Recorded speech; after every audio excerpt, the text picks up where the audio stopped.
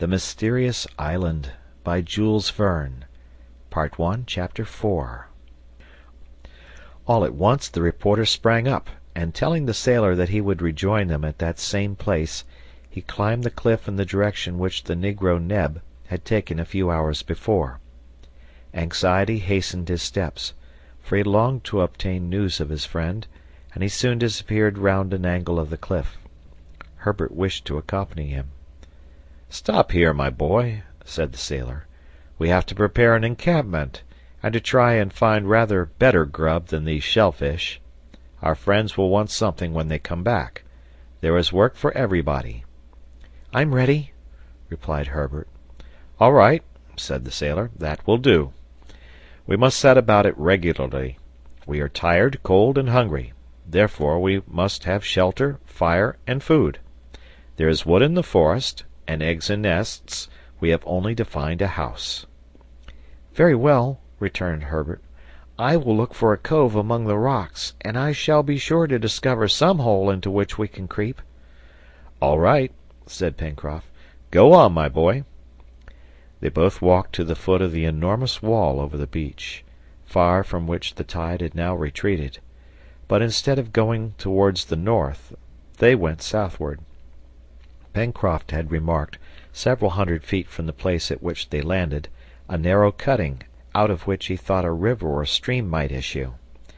Now, on the one hand, it was important to settle themselves in the neighborhood of a good stream of water, and on the other it was possible that the current had thrown Cyrus Harding on the shore there. The cliff, as has been said, rose to a height of 300 feet, but the mass was unbroken throughout, and even at its base, scarcely washed by the sea, it did not offer the smallest fissure which would serve as a dwelling. It was a perpendicular wall of very hard granite, which even the waves had not worn away. Towards the summit fluttered myriads of seafowl, and especially those of the web-footed species with long, flat, pointed beaks, a clamorous tribe, bold in the presence of man, who probably for the first time thus invaded their domains. Pencroft recognized the skua and other gulls among them, the voracious little sea-mew, which in great numbers nestled in the crevices of the granite. A shot fired among this swarm would have killed a great number, but to fire a shot a gun was needed, and neither Pencroft nor Herbert had one. Besides this, gulls and sea-mews are scarcely eatable, and even their eggs have a detestable taste. However, Herbert, who had gone forward a little more to the left, soon came upon rocks covered with seaweed, which, some hours later, would be hidden by the high tide.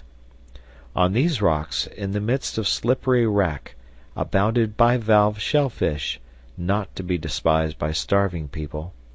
Herbert called Pencroft, who ran up hastily. "Here are mussels!" cried the sailor. "These will do instead of eggs." "They are not mussels," replied Herbert, who was attentively examining the mollusks attached to the rocks. "They are lithodomes." "Are they good to eat?" asked Pencroft. "Perfectly so." "Then let us eat some lithodomes." The sailor could rely upon Herbert. The young boy was well up in natural history, and always had had quite a passion for the science.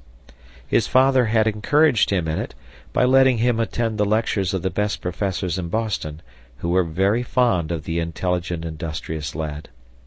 And his turn for natural history was, more than once in the course of time, of great use, and he was not mistaken in this instance. These lithodomes were oblong shells, suspended in clusters and adhering very tightly to the rocks. They belong to that species of molluscous perforators which excavate holes in the hardest stone. Their shell is rounded at both ends, a feature which is not remarked in the common mussel. Pencroft and Herbert made a good meal of the lithodomes, which were then half opened to the sun. They ate them as oysters, and as they had a strong peppery taste, they were palatable without condiments of any sort. Their hunger was thus appeased for the time, but not their thirst, which increased after eating these naturally spiced mollusks. They had then to find fresh water, and it was not likely that it would be wanting in such a capriciously uneven region. Pencroft and Herbert, after having taken the precaution of collecting an ample supply of lithodomes, with which they filled their pockets and handkerchiefs, regained the foot of the cliff. 200 paces farther they arrived at the cutting, through which, as Pencroft had guessed, ran a stream of water. Whether fresh or not was to be ascertained. At this place the wall appeared to have been separated by some violent subterranean force. At its base was hollowed out a little creek, the farthest part of which formed a tolerably sharp angle. The watercourse at that part measured 100 feet in breadth, and its two banks on each side were scarcely 20 feet high. The river became strong almost directly between the two walls of granite, which began to sink above the mouth. It then suddenly turned and disappeared beneath the wood of stunted trees half a mile off. "Here is the water, and yonder is the wood we require," said Pencroft. "Well, Herbert, now we only want the house." The water of the river was limpid. The sailor ascertained that at this time, that is to say, at low tide, when the rising floods did not reach it, it was sweet. This important point established, Herbert looked for some cavity which would serve them as a retreat, but in vain. Everywhere the wall appeared smooth, plain, and perpendicular. However, at the mouth of the watercourse, and above the reach of the high tide, the convulsions of nature had formed, not a grotto, but a pile of enormous rocks, such as are often met with in granite countries, and which bear the name of chimneys. Pencroft and Herbert penetrated quite far in among the rocks, by sandy passages in which light was not wanting, for it entered through the openings which were left between the blocks, of which some were only sustained by a miracle of equilibrium. But with the light came also air, a regular corridor gale, and with the wind the sharp cold from the exterior. However, the sailor thought that by stopping up some of the openings with a mixture of stones and sand, the chimneys could be rendered habitable. Their geometrical plan represented the typographical sign ampersand, which signifies etc., abridged, but by isolating the upper mouth of the sign, through which the south and west winds blew so strongly, they could succeed in making the lower part of use. "Here's our work," said Pencroft, "and if we ever see Captain Harding again, he will know how to make something of this labyrinth." "We shall see him again, Pencroft," cried Herbert, "and when he returns he must find a tolerable dwelling here. It will be so, if we can make a fireplace in the left passage, and keep an opening for the smoke." "So we can, my boy," replied the sailor, "and these chimneys will serve our turn. Let us set to work, but first come and get a store of fuel. I think some branches will be very useful in stopping up those openings, through which the wind shrieks like so many fiends." Herbert and Pencroft left the chimneys, and, turning the angle, they began to climb the left bank of the river. The current here was quite rapid, and drifted down some dead wood. The rising tide, and it could already be perceived, must drive it back with force to a considerable distance. The sailor then thought that they could utilize this ebb and flow for the transport of heavy objects. After having walked for a quarter of an hour, the sailor and the boy arrived at the angle which the river made in turning towards the left. From this point its course was pursued through a forest of magnificent trees. These trees still retained their verdure, notwithstanding the advanced season, for they belong to the family of coniferae, which is spread over all the regions of the globe, from northern climates to the tropics. The young naturalist recognized especially the deodara, which are very numerous in the Himalayan zone, and which spread around them a most agreeable odor. Between these beautiful trees sprang up clusters of firs, whose opaque open parasol boughs spread wide around. Among the long grass, Pencroft felt that his feet were crushing dry branches which crackled like fireworks. "Well, my boy," said he to Herbert, If I don't know the name of these trees, at any rate I reckon that we may call them burning wood, and just now that's the chief thing we want." "Let us get a supply," replied Herbert, who immediately set to work. The collection was easily made. It was not even necessary to lop the trees, for enormous quantities of dead wood were lying at their feet. But if fuel was not wanting, the means of transporting it was not yet found. The wood, being very dry, would burn rapidly. It was therefore necessary to carry to the chimneys a considerable quantity, and the loads of 2 men would not be sufficient. Herbert remarked this. "Well, my boy," replied the sailor, "there must be some way of carrying this wood. There's always a way of doing everything. If we had a cart or a boat it would be easy enough." "But we have the river," said Herbert. "Right," replied Pencroft. "The river will be to us like a road which carries of itself, and rafts have not been invented for nothing." "Only," observed Herbert, "at this moment our road is going the wrong way, for the tide is rising." "We shall be all right if we wait until it ebbs," replied the sailor, "and then we will trust it to carry our fuel to the chimneys. Let us get the raft ready." The sailor, followed by Herbert, directed his steps towards the river. They both carried, each in proportion to his strength, a load of wood bound in faggots. They found on the bank also a great quantity of dead branches in the midst of grass, among which the foot of man had probably never before trod. Pencroft began directly to make his raft. In a kind of little bay, created by a point of the shore which broke the current, the sailor and the lad placed some good-sized pieces of wood, which they had fastened together with dry creepers. A raft was thus formed, on which they stacked all they had collected, sufficient indeed to have loaded at least 20 men. In an hour the work was finished, and the raft moored to the bank, awaiting the turning of the tide. There were still several hours to be occupied, and with one consent Pencroft and Herbert resolved to gain the upper plateau, so as to have a more extended view of the surrounding country. Exactly 200 feet behind the angle formed by the river, the wall, terminated by a fall of rocks, died away in a gentle slope to the edge of the forest. It was a natural staircase. Herbert and the sailor began their ascent. Thanks to the vigor of their muscles, they reached the summit in a few minutes, and proceeded to the point above the mouth of the river. On attaining it, their first look was cast upon the ocean, which not long before they had traversed in such a terrible condition. They observed, with emotion, all that part to the north of the coast on which the catastrophe had taken place. It was there that Cyrus Harding had disappeared. They looked to see if some portion of their balloon, to which a man might possibly cling, yet existed. Nothing. The sea was but one vast watery desert. As to the coast, it was solitary also. Neither the reporter nor Neb could be anywhere seen, but it was possible that at this time they were both too far away to be perceived. "Something tells me," cried Herbert, "that a man as energetic as Captain Harding would not let himself be drowned like other people.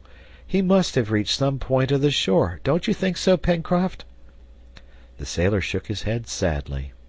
He little expected ever to see Cyrus Harding again, but wishing to leave some hope to Herbert, "Doubtless, doubtless," said he, "our engineer is a man who would get out of a scrape to which anyone else would yield."